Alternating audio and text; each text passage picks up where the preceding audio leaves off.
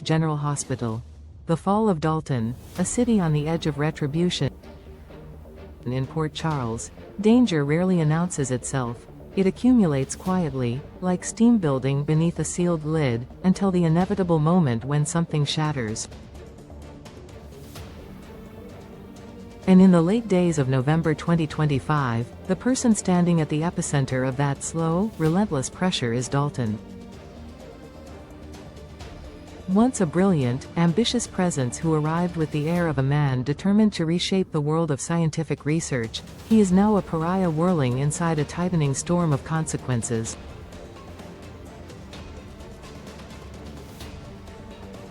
Every corner of Port Charles seems to be sharpening its knives.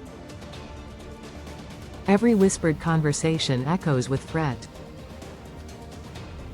And every choice Dalton has made is weaving into a net designed not to hold him, but to suffocate him.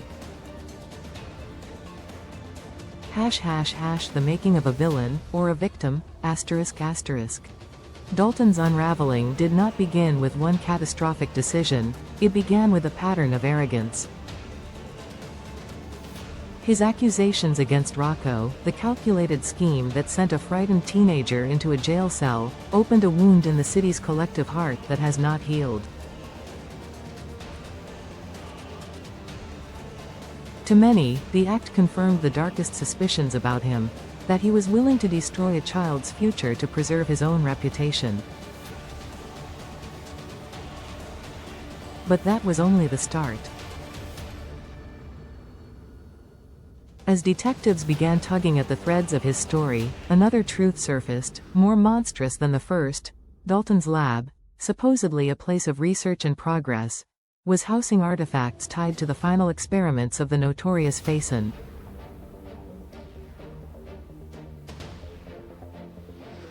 That revelation alone was enough to paint Dalton as complicit in a conspiracy larger and more dangerous than anything the PCPD had anticipated. Now, Dalton is not merely disliked, he is feared. And fear in Port Charles is never passive. It breeds alliances, whispers, and ruthless action. Alexis and Rick. An uneasy alliance bound by necessity. For years, Alexis and Rick have stood on opposite shores of their shared history, sometimes allies, sometimes adversaries, often too exhausted by old wounds to work together. But Dalton's deception forces their hand. Together, they are perhaps the last pair anyone would expect to team up, yet they recognize what is at stake. Rocco's case is not simply a legal matter, it is a moral reckoning. Alexis, normally so composed, has grown visibly tense in recent days. She knows the weight of false testimony and the damage it can inflict on a young life. Rick, meanwhile, sees this as an opportunity, perhaps for redemption, perhaps for control. Both understand that dismantling Dalton's fabricated story requires more than legal skill.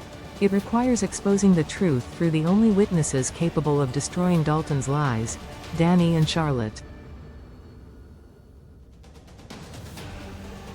But asking those two children to speak comes with its own emotional cost, and Alexis feels the burden acutely.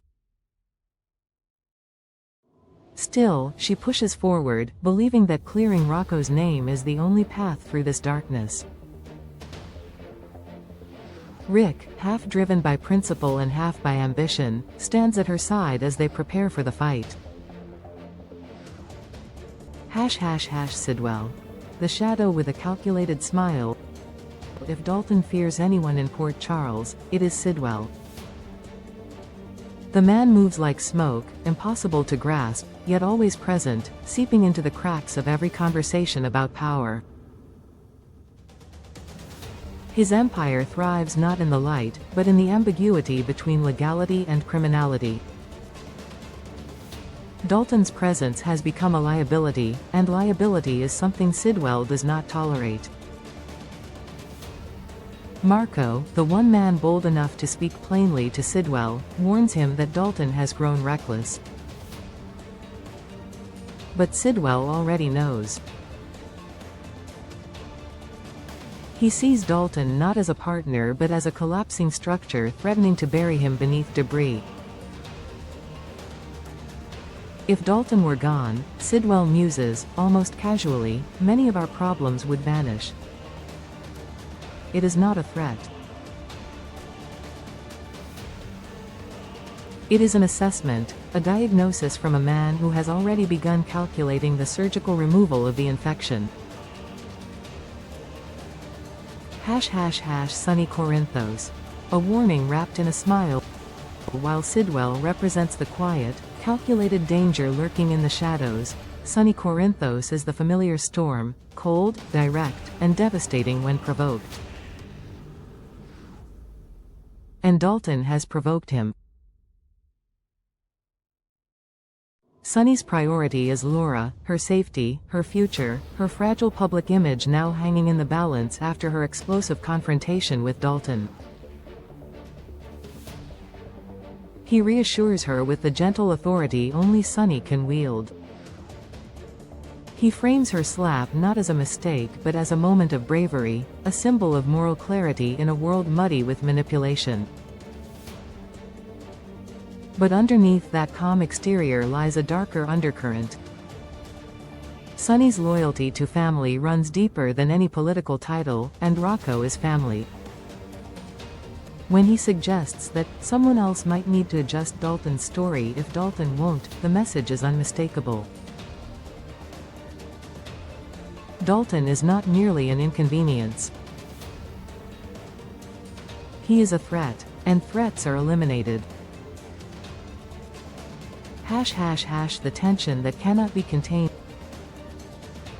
As Alexis and Rick strategize, as Sidwell sharpens his metaphorical scalpel, as Sunny's patience thins, the city begins to hum with a quiet dread.